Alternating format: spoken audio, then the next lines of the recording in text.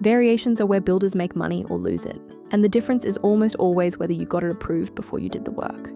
Go to Projects, then Variations. Here's one in draft. The client wants a recessed frame for the TV. 5,000 x GST, the GST worked out for you. The reason captured sitting against Mitty's house with John Smith's name on it. Every change starts its life here, as a draft you control. Hit send, and it goes to your customer for a digital signature. And watch the workflow do its thing. The variation moves to pending. It's in John's inbox, waiting on his phone. You're not doing the work yet. You're waiting for the yes in writing. John signs on his phone, and there it is, approved, with the signature and the date stamped on the record. Now you do the work. No verbal yeah, go for it. No arguing about it at the final invoice. It's in writing before a tool comes off the ute. And here's the payoff.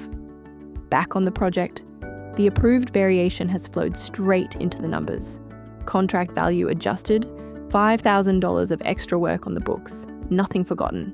Every change approved in writing, every change you get paid for. Next up, automating your payment claims.